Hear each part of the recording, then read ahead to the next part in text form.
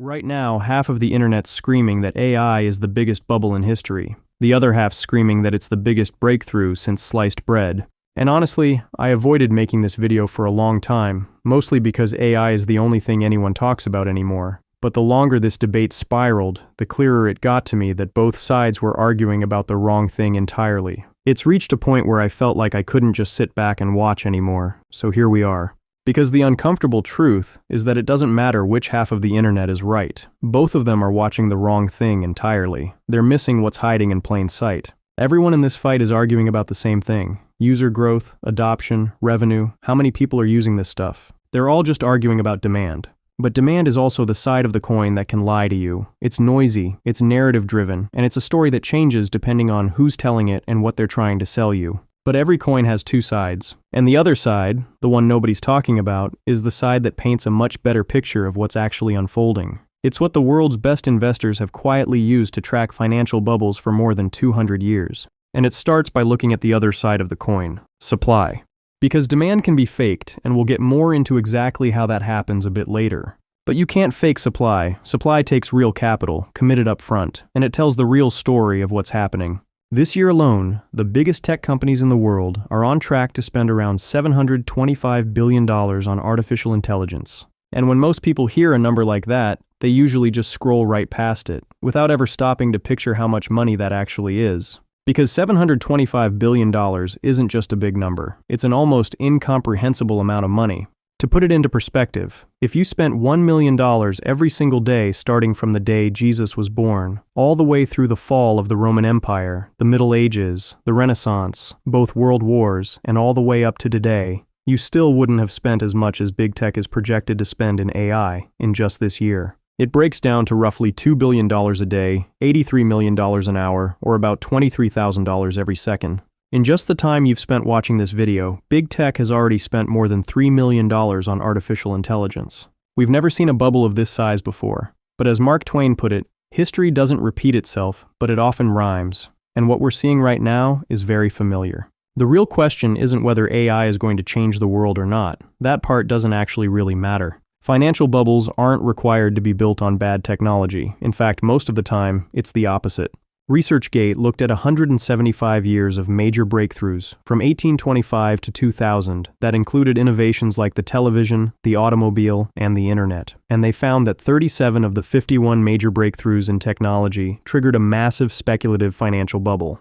As billionaire investor George Soros said, stock market bubbles don't grow out of thin air. They have a solid basis in reality, but reality is distorted by a misconception. If you look throughout history, it's the same pattern repeating itself over and over, and it always ends the same way. Which is why the best investors have stopped watching the demand side and started watching the supply side. Because when you follow the paper trail, you get to the truth. It starts with a framework that is rooted in some of the oldest ideas in economics, going all the way back to Adam Smith in the 1700s. The increase of stock, which raises wages, tends to lower profit. When the stocks of many rich merchants are turned into the same trade, their mutual competition naturally tends to lower its profit. And when there is a like increase of stock in all the different trades carried on in the same society, the same competition must produce the same effect in them all. When Adam Smith says stock, he is referring to capital and productive assets. So translate this out of 1700s powdered wig talk, and what Adam Smith is really saying is that money naturally flows into industries where there are perceived high returns, which means more competition enters, which ultimately drives returns down for everyone in the industry.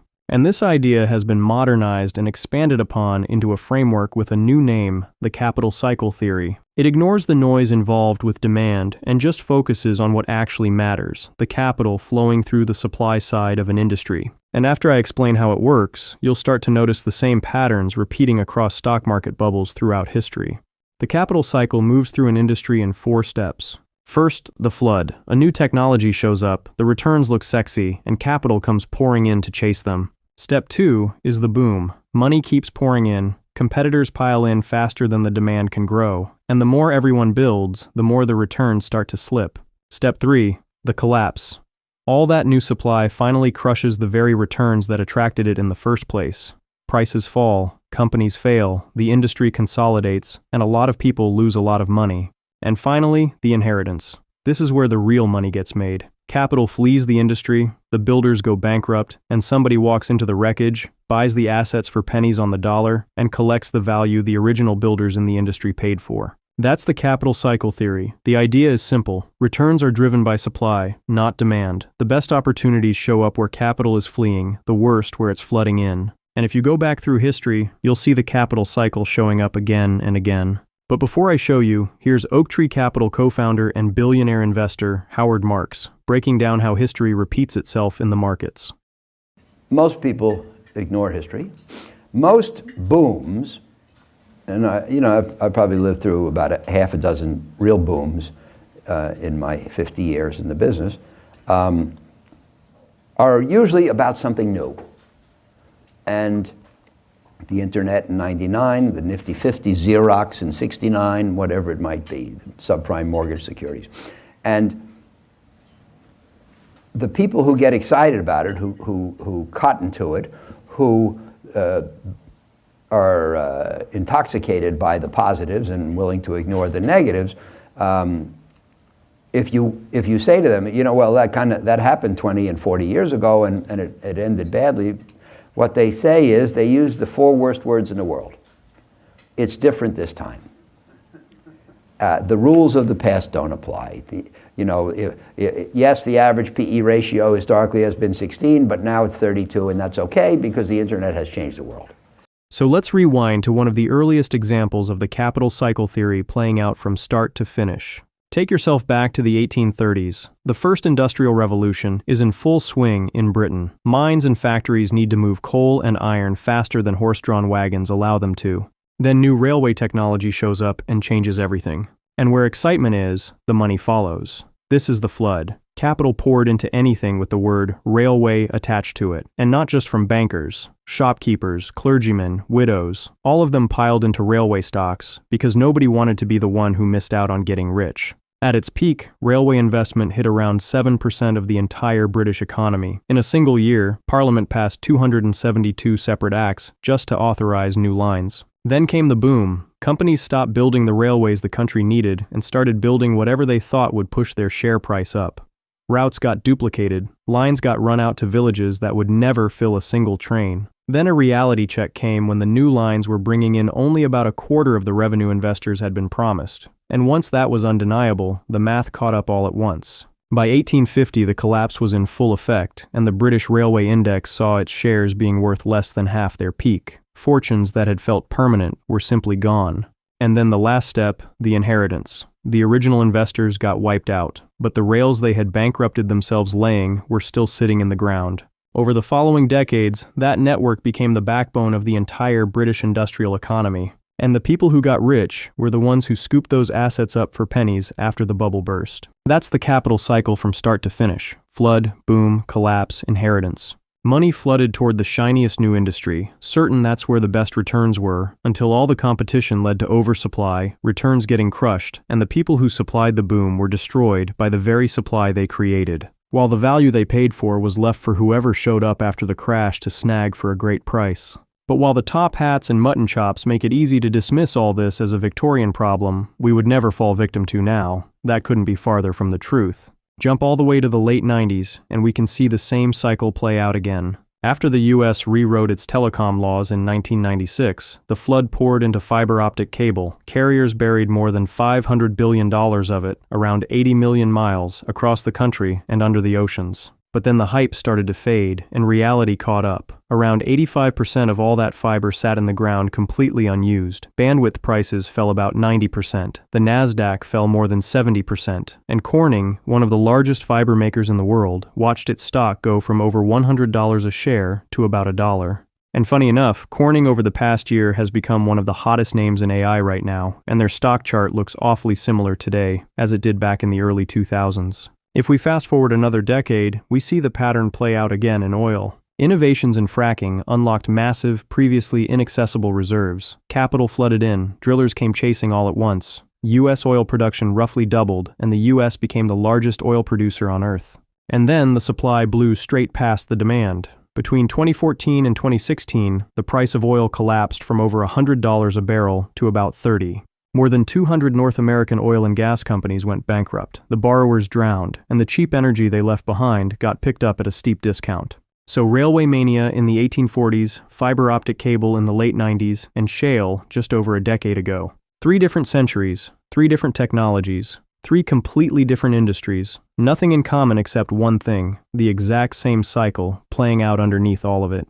Which brings us to the biggest one yet, the one our entire economy is currently clinging onto for dear life, artificial intelligence. This is the one that matters the most, because when the other 3 collapsed, they took down some investors and a couple of industries. But artificial intelligence right now is holding up the entire economy. Before we get into just how big this AI thing has actually become, a quick pause. Because a lot of what I've covered so far comes down to one pattern. The people building the supply are the ones taking the risk. The factories, the infrastructure, the capital, they spend first, and hope demand shows up later. Which brings us to the sponsor of today's video, Printful.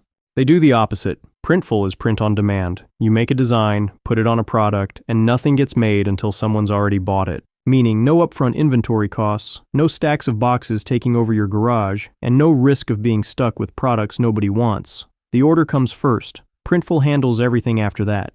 Here's what it looks like. I just take whatever design I choose, upload it to a product inside Printful, like this coffee mug, connect to a store like Shopify or Etsy, publish it, set up billing, and that's it. The whole process takes less than an hour, and I'm ready to start selling. With 508 customizable products to choose from, more than 1 million items fulfilled each month, and a 99% plus order approval rate, Printful is the fastest, most reliable way to turn an idea into a product you can sell online. If you're interested, you can check out Printful using the link below or in the pinned comment. Thank you to Printful for sponsoring this video. And now back to how the entire United States economy has quietly become dependent on one massive bet. A Harvard economist named Jason Furman ran the numbers, and in the first half of 2025, he found that investment in information processing equipment and software, which is the AI build-out, was only about 4% of GDP, but it accounted for roughly 92% of all the growth in the US economy. So if you strip the AI build-out from the equation, the US economy only grew at about 0.1%. So where does AI sit inside the capital cycle? Well, the money is still pouring in, but if you look closely, there are cracks starting to show. Remember when I said you can fake demand and that we'd come back to it? This is us coming back to it. In the 90s, they faked demand with a story. WorldCom stood up and said internet traffic was doubling every 100 days, and the whole industry ran with a number that was never real. This time, they're not faking it with a story, they're faking it with money. You've probably seen this chart that looks like a circuit board. Every name on it is one of the biggest companies in AI. And every arrow is money moving between them. A purchase here, an investment there, a loan over there. And if you follow almost any arrow, it loops back to one place. NVIDIA funds OpenAI. OpenAI pays Oracle. Oracle buys NVIDIA chips. The money makes its rounds throughout the industry and eventually comes home to NVIDIA, and every time it passes a hand, it gets counted again as somebody's brand new demand. So a lot of what looks like a booming market is really just the same money going around in a circle. If this sounds familiar, it should. The fiber bubble ran the same trick. Equipment makers like Lucent and Nortel lent their own customers the money to buy their gear, then booked it as revenue. Activist hedge fund and alternative asset manager Buxton Helmsley clocked this immediately. They noted that vendor financing did not merely add risk at the margin, it manufactured the appearance of end demand. Equipment sold to customers who could pay only because the seller had financed them was recognized as revenue, validated growth narratives, and supported valuations, until the moment the sellers could no longer extend credit. So that circle can do a lot. It can manufacture demand, prop up revenue, and keep the chips moving. But there's one thing it can't do. It can't escape the ideas Adam Smith laid out about money chasing high returns, competition entering, and returns getting compressed for everyone. And the best place to look for returns slipping is in the eye of the storm, OpenAI. 2 years ago, OpenAI basically was AI. ChatGPT had no real competition, then everyone showed up. Google, Anthropic, Meta, xAI, a dozen others, all selling more or less the same thing. It's the boom arriving, right on schedule. Then last year, OpenAI's financials leaked. For the first time, we could see what that competition did to the hottest company in the world. And it's ugly. OpenAI lost $38.5 billion in 2025, nearly 8 times its loss the year before. But the real story for OpenAI isn't just in the headline number, it's buried a few lines down. When you look at what OpenAI had to spend on sales and marketing, it jumped more than 400% in a single year to $5.7 billion. That's 44% of their entire revenue spent just to keep people using the product. That's the cost of the boom. The returns are falling, exactly the way they fell for railways, for fiber, and for shale, which means you already know what comes next. And we're already seeing early signals of it throughout the industry. In early June, a chipmaker called Broadcom beat its earnings but guided its AI sales for the next quarter a few $100 million light. For a company worth nearly $2 trillion, that should barely move the needle. But following that news, about $300 billion of its market value vanished in a single session. One of the biggest single-day losses in Wall Street history over what amounts to a rounding error for a company of Broadcom's size. That's the tell. When a few $100 million in soft guidance can erase $300 billion in a day, you're not looking at a healthy market. You're looking at one priced for perfection, where being even slightly less than perfect costs you more than $250 billion. There's an old line in business: the pioneers get the arrows and the settlers get the land. It means the first companies into a new market take the hits, the risk, the losses, and the resistance. Then the later arrivals walk in after everything has stabilized, the dust has settled, and quietly take the prize without ever taking the arrows. You've watched this happen in front of your eyes for your whole life, whether you realize it or not. Take search. In the mid-90s, AltaVista, Lycos, and Excite were the pioneers. They spent millions building the first web crawlers and teaching the world what a search engine even was. Then they buried their pages in news, email, and banner ads chasing revenue to pay for it all and let the actual search product decay. Then Google walked in, didn't repeat their mistakes, and took the land. Or rideshare. Before Uber and Lyft, a company called Sidecar spent its life getting sued by cities and blocked by taxi commissions, fighting the legal battles that made the model possible. And while it was stuck in court bleeding cash, Uber and Lyft copied the model, raised billions, and took over the world on the foundation Sidecar had built. There's countless other examples of this. It's the capital cycle theory. The first movers flood in, prove the market, and pay for it with everything they have, then eventually get taken down by the arrows. The supply they built gets left behind for the settlers, where the second movers walk in and inherit it for pennies on the dollar. Which brings us all the way back to where we started. Everyone is staring at one side of the coin, the demand side, screaming about whether it's real. And it's easy to see why. The demand side is loud, it's a story, and a story is what gets clicked. Traditional financial media will keep you locked on that side for exactly that reason. But in finance, the side that actually decides what happens is never the loud one. It's the quiet mechanics underneath that drive everything. If you want to track that side instead of just following the noise in traditional media, hit subscribe. Once you understand the cycle of how capital flows through industries, the whole fight everyone is having online looks like the wrong fight. Bubble or not was never the right question. The question was always who floods in, who drowns, and who inherits. Once you start asking the real questions, you start getting to the real answers.